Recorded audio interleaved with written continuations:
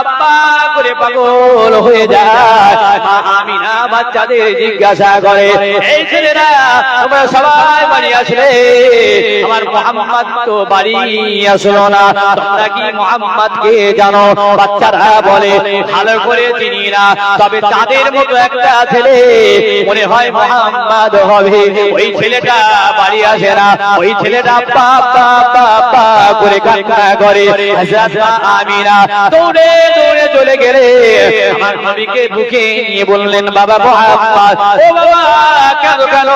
আমার নবী বললেন, আমার আব্বা দাও, আমার আব্বা দাও, আমার আব্বা দাও। সব বাচ্চাদের খাবার কিনে দেয়, ঘাড়ে পিঠে করে নিয়ে যায়। আমার আব্বা কোনদিন কেন আসে না? আমার আব্বা দেখাও, আমার আব্বা দেখাও। ওই সময় আমিনা আবার নতুন করে স্বামীর কথা খেয়াল পড়ে গেল। আব্দালে কাঁদতে কাঁদতে আমার নবীর জড়িয়ে ধরে বলে, বাবা যখন আব্বা বলার শখ হবে আমাকে তুমি আব্বা বলে ডাকবে, আমি তোমার ডাকে সাড়া দেব। আমার নবীকে সান্ত্বনা দেয়া গেল না। নবী খাওয়া ছেড়ে দিলে আমিনা বলে, বাবা তোমার আব্বা আমি তোমার জন্মের 6 মাস আগে ইন্তেকাল করে মদিনায় দাফন করা হয়েছে। বাবা তোমার আব্বা ফাঁকি দিয়ে চলে গেছে। আমার নবী বললেন, আব্বার কবর জিয়ারত করব, আব্বাকে সালাম দেব। একবার সামনে গিয়ে আব্বা বলে ডাকবো। খাওয়া দাওয়া ছেড়ে দিয়েছে। মা আমিনা আব্দুল মুত্তালিবের কাছে, শ্বশুর আব্বার কাছে চলে গেলেন। আব্দুল মুত্তালিব অনুমতি দিলেন। ওই বারাকাকে সঙ্গে করে নিয়ে আমার নবীকে নিয়ে চলে গেলেন বাবা মদিনার পথে।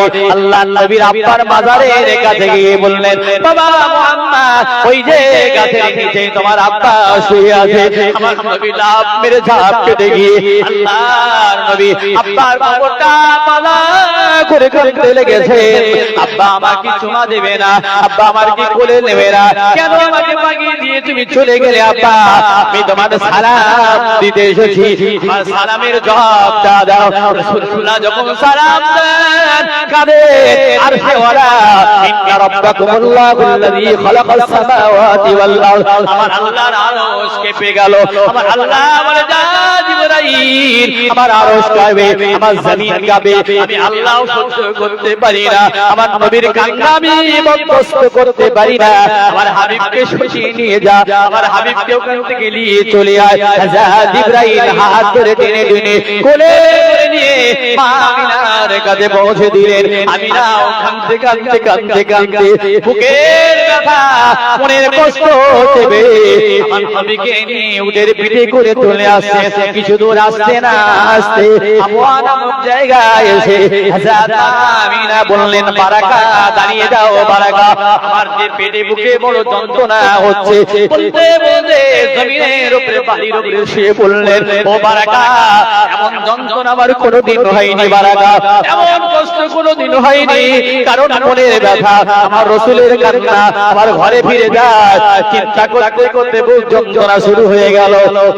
বারাকা আমার মুহাম্মদকে আমার বুকে দে, বারাকা জীবনের মতো শেষ মাথা দিয়ে যায়, শেষ সালামটা দিয়ে যায়, আমার বুকে একবার দে। হযরত মুহাম্মদুর রাসূলুল্লাহকে বারাকা বুকের উপরে দিয়ে দিল। মা জড়িয়ে ধরে বুকে চুমা দিয়ে দিয়ে বলে, ও বাবা মুহাম্মদ, শেষ বিদায় বাবা, শেষ বিদায় বাবা। আর মনে হয় তোমাকে বাবা বলে ডাকতে পারবো না, আর হয়তো আর আদর দিতে পারবো না রে বাবা। শেষ সালাম দিয়ে গেলাম বাবা, আমার শেষ সালামটা তুমি গ্রহণ করো। আমার আব্বাকে তুমি হারিয়েছো, আর মনে হয় তোমার মাকেও তুমি হারিয়ে চলে যাবে রে বাবা। বলতে বলতে বলতে বলতে মা আমিনা বারাকাকে ডাকলেন, ও বারাকা, এই ছেলেটার দিকে লক্ষ্য রেখো বারাকা, কারণ এর আব্বাও নাই, মাও থাকবে না। বারাকা রে, এর ভাই নেই, বোন নেই, কেউ নেই, কে আদর করবে? ভালো একটা ঘর নেই, এক বিঘা জমি নেই, কিচ্ছু নেই। আমার মুহাম্মদ কিভাবে মানুষ হবে? বারাকা তুমি লক্ষ্য রেখো। বলতে বলতে বলতে বলতে কথা বলতে বলতে মা আমিনা আল্লাহটাকে সাড়া দিলেন, ইন্না লিল্লাহি ওয়া ইন্না ইলাইহি রাজিউন। ওই বারাকা ওই কথাটা ভুলে গেলেন না বারাকা। ওই বারাকা যতদিন বেঁচে ছিলেন ততদিন আমার নবীর ছায়া ছাড়েননি। মায়ের মতো করে আমার নবীকে লালন পালন করেছিলেন। আমার নবীর লালন পালন করতে গিয়ে জীবনে বিয়ে করতে চাইলেন না। নবী বললেন মা, মা বলে বারাকাকে ডাকতেন। জোর করে বললেন একজন জান্নাতি মেয়েকে কে বিয়ে করবে? সাহাবাদের মধ্যে রাজি হয়ে গেল। বারাকার সঙ্গে বিয়ে হলো, একটা বাচ্চা হলো, আইমান বলে একটি বাচ্চা হলো। ওই স্বামীটাও মারা গেল। আল্লাহ নবী বললেন তোমরা জান্নাতি মহিলা দেখতে গেলে আমার মা বারাকাকে দেখো। সেই থেকে বারাকার নাম পাল্টে হয়ে গেল উম্মে আইমান। মানে আইমানের মা হলো উম্মে আইমান, আসল নাম হলো বারাকা। ওই যে কুরিয়ানা মেয়েটা, কিনা মেয়েটা নবীর ঘরে ছিল, ওই যে সঙ্গী হলো, কেউ বলে উম্মে আইমান, কেউ বলে বারাকা। আল্লাহ নবী এত মহব্বত করত। উহুদের যুদ্ধে যত সাহাবারা ছিলেন ওই বারাকা সাহাবাদেরকে ঘুরে পানি পান করিয়েছিলেন। আর খুশি হয়ে বলা যাবে না আমার নবী কেমন নবী বাবা। একটু নবীর শানে একটু নাচ করি, একটু দরুদ শরীফ পাঠ করি, আমার আল্লাহ খুশি হবে, আমার রাসূল খুশি হবে। এই জন্য আমি প্রায় বলি বাবা, যদি মহব্বত বাড়াতে চান, কে কে আছেন বাবা নবীর সঙ্গে মহব্বত বাড়াবে? নবীর সঙ্গে মহব্বত বাড়াতে চান না বাবা? চান তো বাবা? নবীর সঙ্গে মহব্বত বাড়াতে গেলে নম্বরে একটা কথা আপনাদের মেসেজ দিয়ে যাব, সোমবার রোজা করতে হবে। কারণ আমার রাসূলুল্লাহ সোমবার আসলে রোজা রাখতেন, সোমবার আসলে রোজা রাখতেন। রাসূলকে সাহাবারা জিজ্ঞাসা করেন ইয়া রাসূলুল্লাহ সোমবারে রোজা করেন কেন? নবী বলেন সাহাবারা সোমবারে আমি জন্মগ্রহণ করেছিলাম, এই জন্য আমি প্রত্যেক সোমবারে করে নবী দিবস পালন করি। ও সাহাবারা আর একটা কারণ হলো সোমবার দিন আল্লাহর কোরআন প্রথম নাযিল হয়েছিল। ইকরা বিসমি রাব্বিকাল্লাযী খলাক, খালাকাল ইনসানা মিন আলাক, ইকরা ওয়া রাব্বুকাল আকরামাল্লাযী আল্লামা বিল কলাম। প্রথমে সোমবারে কোরআন নাযিল হয়েছিল, প্রথমে আমি জন্ম নিয়েছিলাম বলে এই খুশিতে আমি রাসূলুল্লাহ সারা বছর সোমবারে করে রোজা করি। আমার রাসূল না খেয়ে জন্ম তারিখ পালন করলেন, আর আমরা বিরিয়ানি খেয়ে হালুয়া পোলওয়া করে মিলাদে কি রান্না হবে আগে জিজ্ঞাসা করে নবীর জলসায় আসি। বছরে একবার নবী দিবস পালন করি, আর আমার নবী সপ্তাহে নবী দিবস পালন করতেন। বছরে একবার হালুয়া পোলওয়া খেয়ে নবী দিবস পালন করি। আমি তাদেরকে বলি যারা নবী দিবস পালন করতে চান, নিজের জন্ম তারিখটা পালন করতে চান, ওই কেক কেটে ইহুদি খ্রিস্টানদের মতো হাততালি দিয়ে হ্যাপি বার্থডে টু ইউ দিয়ে জন্ম তারিখ পালন করলে বেঈমান হয়ে যাবেন। আপনি যখন সন্তানের জন্ম তারিখ পালন করবেন, বাচ্চাদেরকে দাওয়াত করবেন, মা বাপ রোজা রাখবেন, জন্ম তারিখ পালন করবেন, আমার নবীর মতো জন্ম তারিখ পালন করা হবে। নবীর মহব্বত যদি বাড়াতে যান ঘুমরিয়াটির মানুষেরা, সোমবার আসলে এখন থেকে রোজা রাখা শুরু করে, নবী দিবস পালন হবে, নবীর সঙ্গে আপনার মহব্বত বেড়ে যাবে। একটু খুশি হয়ে আর একবার বলা যাবে না? নবীর সঙ্গে মহব্বত বাড়াতে গেলে কি কাজ করতে হবে? কাজ করতে হবে তো নাকি? শুধু সুবহানাল্লাহ আলহামদুলিল্লাহ দিয়ে পার হওয়া যাবে? মহব্বত রাখতে গেলে সোমবারে করে রোজা রাখি। যুবকেরা জানেরা মহব্বত বাড়াতে গেলে দুই নম্বরের একটা কাজ করতে হবে। আমার নবী যেভাবে দোয়া দরুদ পাঠ করে সারা দিনটা কাটাতেন, নবীর দেওয়া দোয়া ইচ্ছা মতো দোয়া নয়। নবী সকালবেলা ঘুম থেকে উঠে বলতেন আলহামদুলিল্লাহিল্লাযী আহইয়ানা বা'দা মা আমাতানা ওয়া ইলাইহিল নুশুর। আপনি সকালে উঠে নবীর মতো দোয়া বলবেন। পেশাব পায়খানায় গেলেন আল্লাহুম্মা ইন্নী আউযু বিকা মিনাল খুবুসি ওয়াল খাবাইস। দোয়া করে পায়খানায় গেলেন বাবা, পার হলেন কুরআন আলহামদুলিল্লাহিল্লাযী আযহাবা আন্নিল আযা ওয়া আফানি। ঘুমাতে গেলেন আল্লাহুম্মা বিসমিকা আমুতু ওয়া আহইয়া। হাত ধুতে গেলেন বিসমিল্লাহি ওয়া আলা বারাকাতিল্লাহ। সারা দিন যদি নবীর শেখানো দোয়া আপনি আমাল করতে পারেন, তাহলে মান আহাব্বা সুন্নতি ফাকাদ আহাব্বানি। নবী বলেন সে যে আমার সুন্নাতকে মেনে নিল, সে যেন আমার মহব্বত করে নিল। দোয়া দোয়া বলেন তো সবাই, সবাই দোয়া জানেন তো? নবীর সঙ্গে মহব্বত স্বপ্ন দেখবেন কি করে? মহব্বত বাড়াতে গেলে দোয়া দরুদ, প্রত্যেক কাজে দোয়া আছে না? মসজিদে ঢুকলে দোয়া নেই? আল্লাহুম্মা আফতাহ লি আবওয়াব রাহমাতিক, দোয়া বলেন তো? মনে মনে করে আমার নবী তো মসজিদে ঢোকার সময় ডান পা দিয়ে ঢুকতেন, আমিও ডান পা দিয়ে ঢুকবো, এটা সুন্নাত আদায় হয়ে যাবে। পেশাব পায়খানা নবী বাম পা দিয়ে ঢুকতেন, আমি বাম পা দিয়ে ঢুকবো, ডান পা দিয়ে বার হব। এই আমল যদি করতে পারি নবীর সঙ্গে একটা ভালো সম্পর্ক, একটা মাখামাখি তৈরি হবে। আর একবার বলে 3 নম্বরে আপনারা কি করবেন? 3 নম্বরে বেশি বেশি বেশি বেশি যে কাজটা করবেন সুন্নাত অনুযায়ী করবেন। যে কাজটা করবেন, টুপিটা মাথায় দিচ্ছেন মনে মনে করবেন নবী মাথায় দিতেন বলেই মাথায় দেয়। এমনি তো মাথায় দেওয়া যায়, কিন্তু নবী মাথায় দেয় বলে আমি দেই, তাহলে সুন্নাত হয়ে গেল। পাগড়ি পরেছি আজকে, সব দিন তো পরিনি, নবী পরেন বলে আজকে একটু পরলাম, নবীর জলসায় যাচ্ছি, সুন্নাত আদায় হয়ে গেল। বাচ্চাকে কোলে নিচ্ছেন, আদর করেন না আপনারা নাতি পোতাদের? সবাই তো করেন তো নাকি? কোলে নিয়ে মনে মনে করতেন আমার নবী কোলে নিতেন, তাই আমি কোলে নিয়েছি। হাসান হোসেনকে নবী গালে চুমা দিতেন, ভালোবাসতেন, আমিও বাচ্চাকে ভালোবাসি, আমার নবী ভালোবাসতেন, তাহলে একটা সুন্নাত আদায় হয়ে যাবে। জোরে বলে, এটা জোরে বলে। জীবনী পড়বেন, কি পড়বেন? নবীর জীবনী বাড়িতে কিনে টুকটুক করে পড়বেন। ভাড়া করা মলসার কবে বলবেন? প্রত্যেকদিন পড়বেন।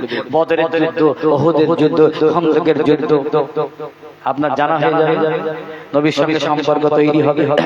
তায়েফের কথা বললেন, আল্লাহ নবী তায়েফে যখন গেলেন, তায়েফে গিয়ে রাসূলুল্লাহ ইসলামের দাওয়াত দিতে গেলেন। ওই তায়েফে ওই 3 ভাই নেতা ছিল।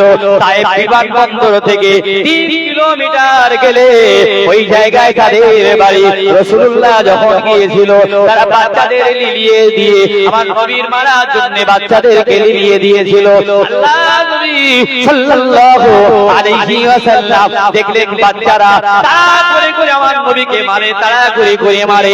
একটা বাচ্চা বড় একটা পাথর নিয়েছে, আমার নবীকে মারার জন্য ভালো করে চাগাতে পারে না, কাছাকাছি এসে নবীর শরীরের উপরে মারতে গিয়ে বাচ্চাটা নিজেই পড়ে গেছে। বাবা আমার মায়ের নবী, দয়ার নবী, যাকে বাচ্চা মারতে এসেছে ওয়াইন্নাকা আলা খুলুকিন আযীম, সেই নবী বাচ্চাটাকে পাজা করে কোলে তুলে নিয়েছে। ওই তায়েফের ছেলেরা দূর থেকে পাথর যখন ছড়ে ওই বাচ্চার পিঠে এসে লাগে, আমার নবী বলেন তায়েফের ছেলেরা আর মেরো না, মেরো না, মেরো না। ওই পাথরটা বাচ্চার গায়ে লাগছে, ওই বাচ্চার কষ্ট হয়, আমি নবী সহ্য করতে পারি না। নবীর পা দুটোর সঙ্গে মিশে গেছে, বাচ্চা পাথর মারতে এসেছে। ওই বাচ্চাটাকে রাসূলুল্লাহ পাথর লাগছে বলে নিজের কোলে নিয়ে বাচ্চাকে চুমা দিতে লেগেছে। জোরে বলে যুবকরা, জনেরা, হযরত আয়েশা সিদ্দিকা রাদিয়াল্লাহু তাআলা আনহা বলেন একদিন আমার নবীর আমি গোসল করাচ্ছিলাম, গোসল করাতে গিয়ে জামা খুলে দেখি আমার নবীর পিঠের উপরে যেমন চালনি হয় ওই চালনির মতো সমস্ত আঙ্গুরের জড়িটা পিঠটা সারা জায়গায় ছিদ্র ছিদ্র হয়ে আছে। আমি নবীর পিঠে হাত বোলাতে বোলাতে বললাম, ইয়া রাসূলুল্লাহ, ইয়া হাবিবাল্লাহ, আপনার কি কোনদিন বসন্ত হয়েছিল?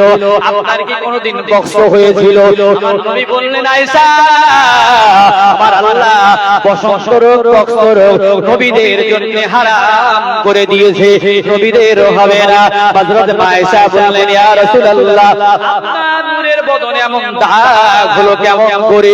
আমার নবী বললেন, আয়েশা রে, ও আয়েশা, তায়েফের বাচ্চারা এমন ভাবে পাথর ছুঁড়ে ছুঁড়ে মেরেছিল, ওই পাথরের দাগ আজও পর্যন্ত আমার পিঠের উপরে রয়ে গেছে। জোরে বলে ইসলামটা বিরিয়ানি খেয়ে আলোয়া পোলোয়া খেয়ে দিশি মুরগির ঝোল খেয়ে গদি চেয়ারে বসে ইসলাম আসেনি, ইসলাম আসতে গিয়ে অনেক কষ্ট হয়েছে, অনেক মেহনত করতে হয়েছে। ঠিক বললাম না ভুল বললাম? সেই জন্য আল্লাহ পাক আমার নবীর সম্মান দিয়েছেন। রাহমাতে আলাম নূরে মুজাসসাম সাহাবীরা আতর বানায় ওই নবীজির ঘাম। জোরে বলে নবীদের গায়ের ঘাম এত খুশবু ছিল, জান্নাতের খুশবুর থেকে দামি। সাহাবারা বোতল ভরে নিয়ে আর বাড়িতে রাখতেন। জুমার দিনে, ঈদের দিনে মেয়ের বিয়েতে মেয়েকে মাখিয়ে দিতেন। জোরে বলবেন না? রাহমাতে আলাম নূরে মুজাসসাম সাহাবীরা আতর বানায় ওই নবীজির ঘাম। সাহাবীরা আতর বানায় ওই নবীজির ঘাম। শোনো মানো জানো কেমন ছিলেন আমার নবীজি। শোনো মানো জানো কেমন ছিলেন আমার নবীজি। তাহার পাগল চন্দ্র সূর্য তারকারাজি। তোমরা আরো শুনবানি সুন্দর কাহিনী, তোমরা আরো শুনবানি সুন্দর কাহিনী। প্রতি ঘরে রোমে রোমে নবীজির নাম। রাহমাতে আলাম নূরে মুজাসসাম সাহাবীরা আতর বানায় ওই নবীজির ঘাম। সাহাবীরা আতর বানায় ওই নবীজির ঘাম। জোরে বলে, জোরে বলে। সেই নবীর পিঠটা কি চালনির মতো ফ্যাকনা হয়ে গিয়েছিল।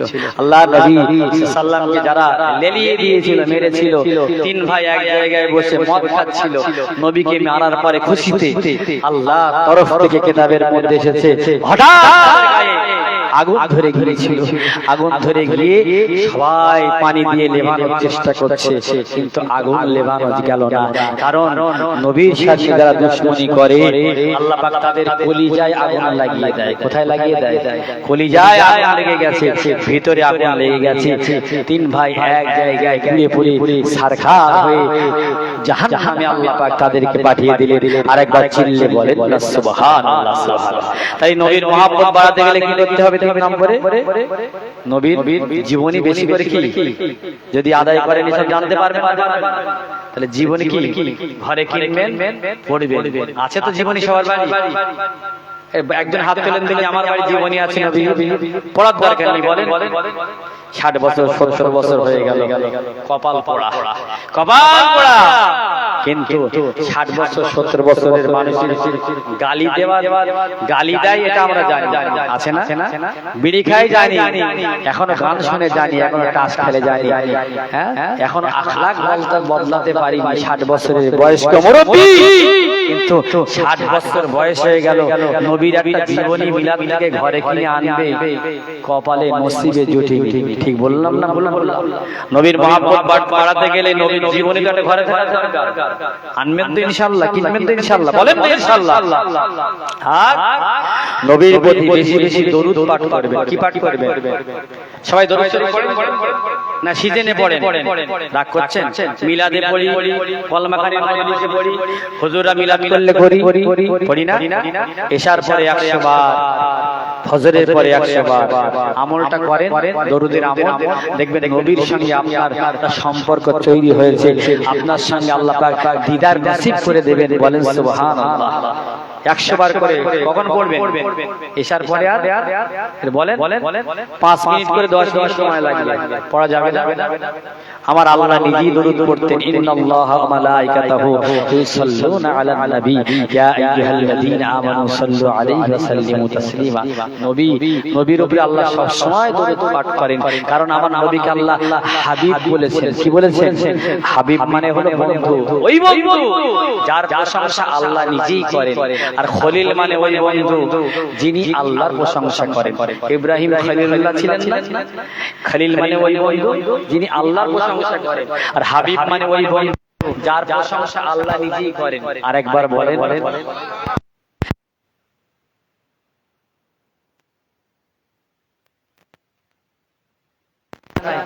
হ্যাঁ, নবীর সঙ্গে মহব্বত হয়ে গেলে জান্নাতে যাওয়ার কোনো বাধা থাকবে না। আমার নবী কেমন, নবীর চুলটা কেমন ছিল, চেহারাটা কেমন ছিল? আমার নবী বেশি লম্বা ছিলেন না, আমার নবী এমন লম্বা ছিলেন না, খারাপ লাগে। এমন আমার নবী ছিলেন না, এমন পেটেও আমার নবী ছিলেন না, দেখতে খারাপ লাগে। মাঝারি ধরনের ছিলেন আমার নবী, এমন কার ছিলেন না। আমার নবী সাদা ছিলেন বাবা, তবে দেখলে লাল লাল লাল লাল মনে হতো, বলে মনে হতো। হযরত মা আয়েশা বলে আমার নবীর চেহারাটা এত যদি ছিল, থাকতো না, ঘরে ঢুকলে নবীর দাঁড় করিয়ে রেখে আমি আমার ছেঁড়া শাড়িটা, জামাটা, কাপড়গুলো বসে বসে সেলাই করে নিতাম। জোরে বলে হযরত মা খাদিজা বলে আমি মনে মনে জানো থেকে বল নবীর চুলটা কেমন ছিল, একেবারে খারাপ ছিল না, আর একেবারে টুকরানো ছিল না, কত ঢেউ খেলা ঢেউ খেলা ঢেউ খেলা। নবী বাবরি চুল রাখতেন বাবা, কখনো কান পর্যন্ত, কখনো কানের মাঝামাঝি পর্যন্ত, কখনো ঘাড় পর্যন্ত। রাসূলুল্লাহ তিন রকমের চুল রাখতেন। রাসূলুল্লাহ নেড়া হতেন না বাবা, অনেকে বাড়ি করতে গিয়ে মুখ নেড়া করে দিয়ে, দাড়ি নেড়া করে দিয়ে বেশি লম্বা সুন্নাত দেখাতে যায়। আল্লাহ নবী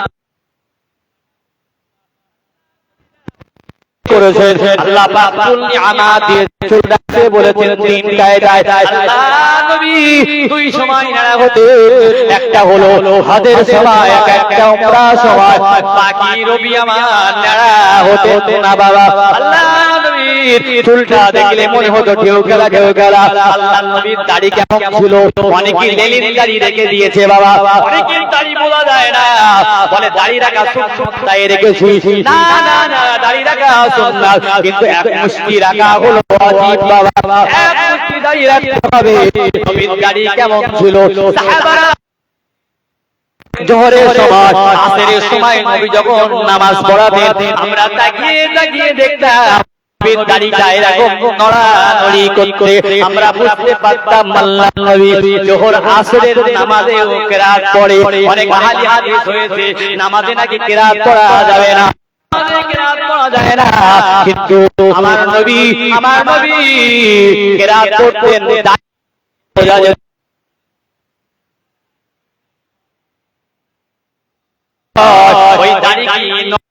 কি করে বললেন, আমি আল্লাহ তোমাকে বানিয়েছি, আল্লাহ তোমাকে সাজিয়েছি, আমার মতো করে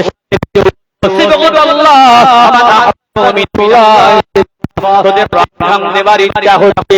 রং দিতে গেলে আল্লাহ বলে আমার নবীর মতো, আমার নবীর চুল কাটা, আমার নবীর দাড়ি রাখা, আমার নবীর ওটা বসা, আমার নবী যেমন খেয়েছেন বসেছেন যা করেছেন, একটা যুবক যদি অনুসরণ করতে পারে, আল্লাহ বলেন ইউহিব্বুকুমুল্লাহ, নবীর সঙ্গে মহব্বত হয়ে যাবে।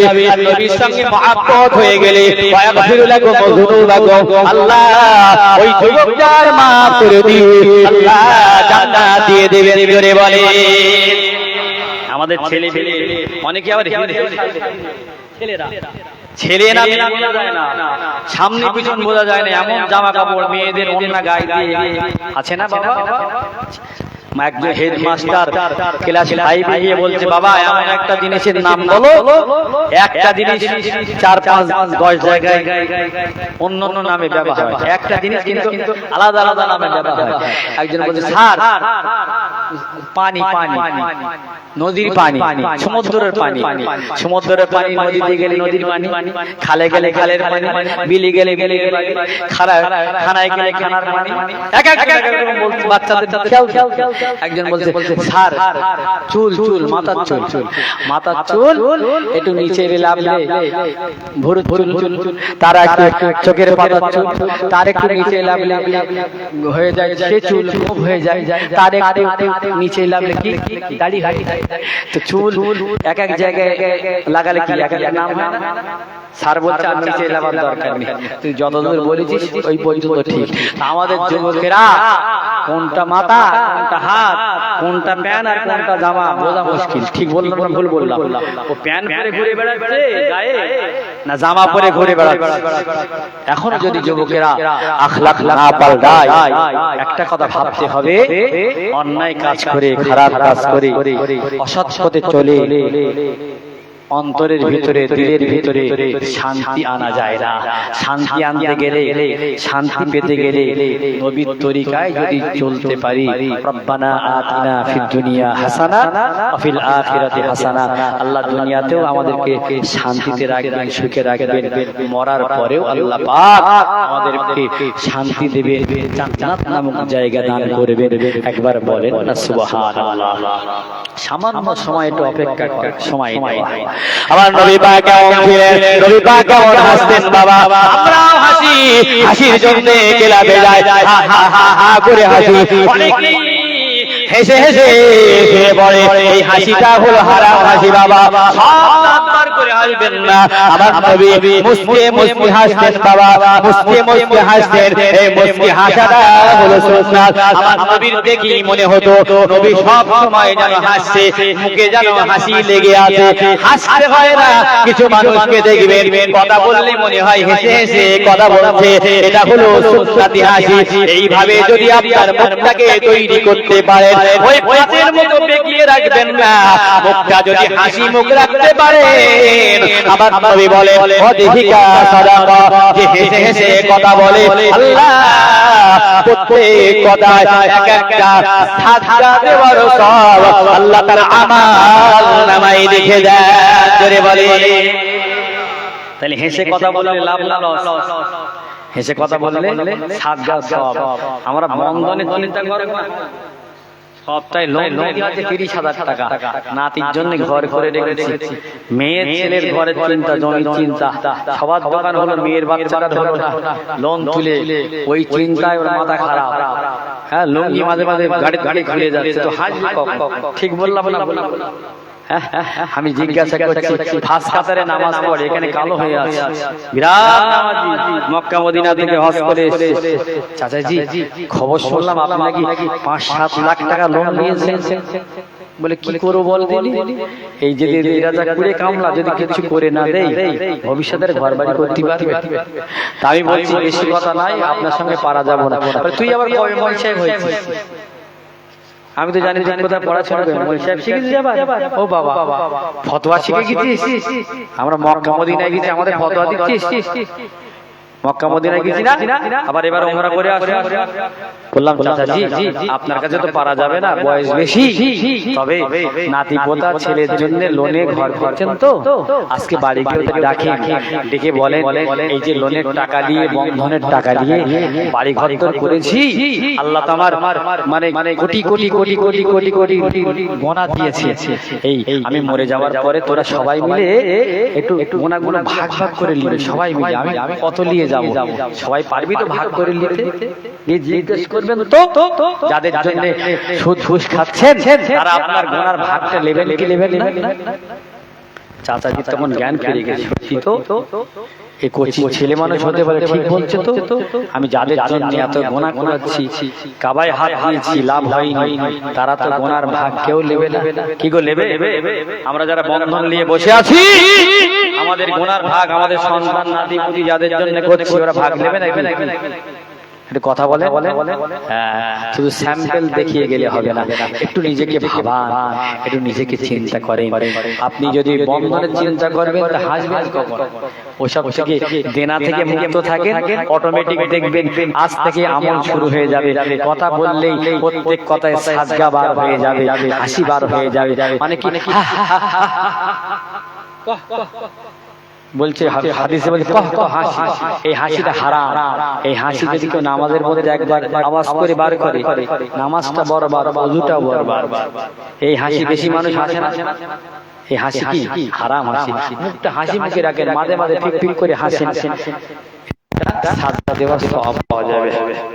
আল্লাহ নবী এমন একজন নবী, এমন একজন রাসূল, আল্লাহ নবীকে আল্লাহ এমন ভাবে বানিয়েছেন, এমন ভাবে তৈরি করেছেন। আল্লাহ নবী পেশাব পায়খানাটাও সুগন্ধি ছিল বাবা। পেশাব পায়খানা করলে গাছগুলো এসে আল্লাহ নবীকে ঘিরে ধরত, আল্লাহ নবীকে ঘিরে ধরত, যাতে আল্লাহ নবীর লজ্জা না লাগে। গাছগুলো এসে যে নবী পেশাব পায়খানার কথা বলতেন, গাছগুলো চারিদিক দিয়ে গোল হয়ে আমার নবীকে ছায়া করে রাখতো, মাটিতে ঘিরে রাখতো। আল্লাহ নবী সাল্লাল্লাহু আলাইহি ওয়াসাল্লাম একদিন ওই পেশাবটা একটা পাত্রেই ছিল রে বাবা। আল্লাহ পাক আমার নবীর পেশাবের মুজিজাটা বোঝানোর জন্য এক পাত্রে পেশাব করে রেখেছেন। ওই বারাকা, যে বারাকার কথা বলছিলাম বাবা, ওই বারাকা পেশাবটা পানি মনে করে নিয়ে পান করেছে। আল্লাহ নবী সংবাদটা জানতে পারলেন। আল্লাহ নবী বললেন, মা ও বারাকা, পেশাবটা পান করে নিয়েছো, তবে শোনো শোনো শোনো শোনো, আমার আল্লাহ আপনাকে ক্ষতি করবেন না, পেটের ব্যায়াম দেবেন না। আল্লাহ মনের মতো যতদিন বেঁচে থাকবেন, আল্লাহ আপনার কোন রকম রোগ দেবেন না, পেটের রোগ আল্লাহ দেবেন না। আমাদের কি সব জায়গায় দুর্গন্ধ, নাক দিয়ে বের হচ্ছে দুর্গন্ধ, দুদিন দাঁত মাজিনি বসা যায় না, কান দিয়ে ভল ভল নোংরা বার হচ্ছে, পেশাব পায়খানা তো আলাদা, ঘাম বার হচ্ছে, দুর্গন্ধ। ঠিক না ভুল বললাম বাবা? আর নবী পেশাব পায়খানা খেয়ে, পেশাব খেয়ে জীবনের মতো আল্লাহ পাক ভালো করে দিলেন। এই নবীর আলোচনা করছি, সেই রাসূলের কথা আলোচনা করছি। মায়ার নবী, দয়ার নবী থুতু ফেলে দিলেন, থুতু ফেলে দিলেন বাবা। থুতু ফেলার সঙ্গে সঙ্গে হযরত আনাস বললেন, আমার কুয়ার পানিটা সঙ্গে সঙ্গে মিষ্টি হয়ে গেল। জোরে বলে, এটা খুশি হয়ে বলবেন। কুয়ায় যারা বদরে গিয়েছে, প্রথম যুদ্ধ বদরের যুদ্ধে, ওখান থেকে রাসূল আসছিলেন বাবা। সাহাবারা ক্লান্ত হয়ে গেল, সাহাবারা বলে, হুজুর একটু পানি দেন, হুজুর একটু পানি পান করালে ভালো হতো। দেখতে দেখতে একটা কুয়া পাওয়া গেল। সাহাবারা ওই কুয়া থেকে পানি তুললেন, কিন্তু পানিটা এত নুন ছিল, এত দুর্গন্ধ ছিল, মুখে দেওয়ার মতো পরিবেশ ছিল না। ওই পানিটা পান করার জন্য তুলে কেউ পান করতে পারলেন না। আল্লাহ নবীর কাছে শিকায়াত করলেন, ইয়া রাসূলুল্লাহ, ইয়া হাবিবাল্লাহ, পানি পান করতে পারলাম না, পানিটা বড় দুর্গন্ধ, পানিটা বড় নোংরা, পান করতে পারিনি। মায়া চলে গেলেন বাবা, কুয়ার কাছে গিয়ে কুয়াতে রাসূলুল্লাহ বাবা, খোদার কসম, আল্লাহর কসম বলি, শুধু ফেলে পানিটা আবার তোলা, পানিটা তোলার সঙ্গে সঙ্গে ওই পানিটা মিষ্টি পানি হয়ে গেল। বিশ্বাস যদি না হয়, উমরায় যাবেন, হজে যাবেন, এখনো ওই কুয়াটা আছে। ওই কুয়াটা বলা হয় পীরে শেফা।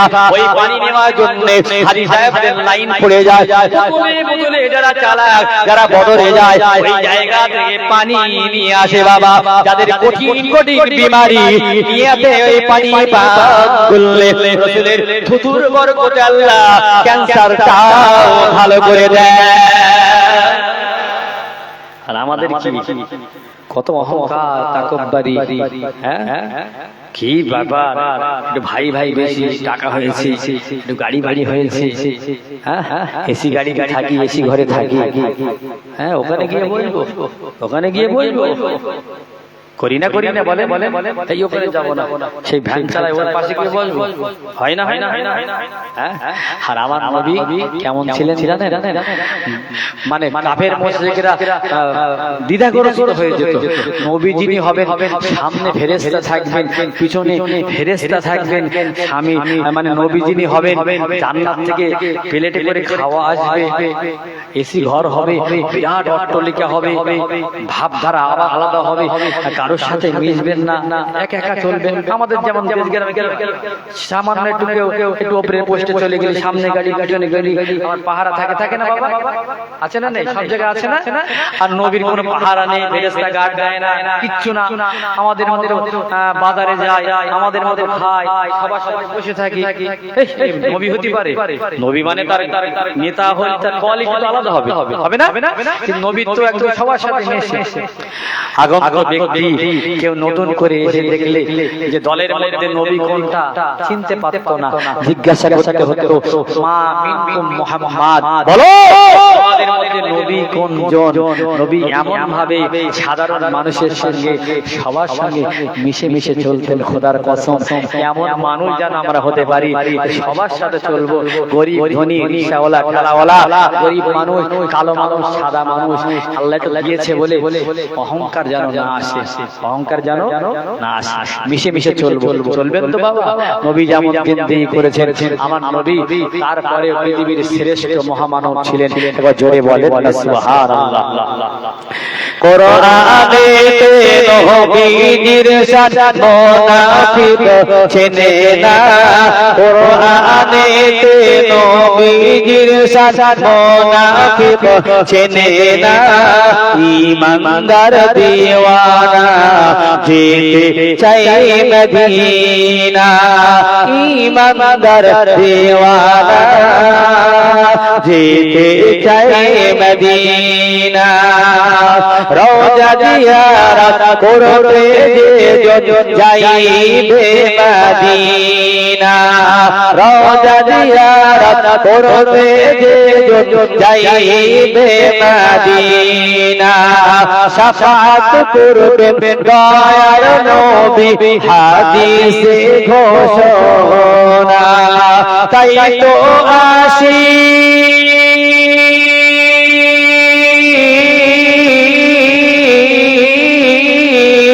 তাই তো আশিক তৌফিক হলে, তাই তো আশিক তৌফিক হলে দেরি তো আর করে না। ঈমানদার দিওয়ানা যেতে চাই মদিনা, ঈমানদার দিওয়ানা যেতে চাই মদিনা। শাফাক কামারা সিরাজান মুনীরা কোরআনে ঘোষণা, আসমানের চাঁদ ডাক দেয় নবীকে জমিনে সোনা। নবীর ডাকে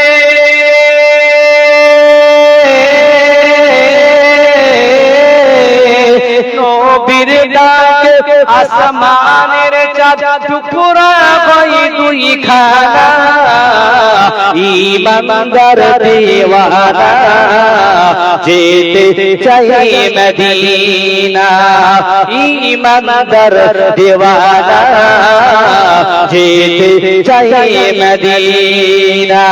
কোরআনেতে নবীজির শান মুনাফিক চেনে না, ঈমানদার দিওয়ানা যেতে চাই মদিনা। আলহামদুলিল্লাহ, যতক্ষণ আলোচনা করলাম আল্লাহ পাক আমল করার তৌফিক দান। আমার জন্য দোয়া করবেন, বেলিয়ারে নামাজের জন্য একটু খেয়াল রাখবেন।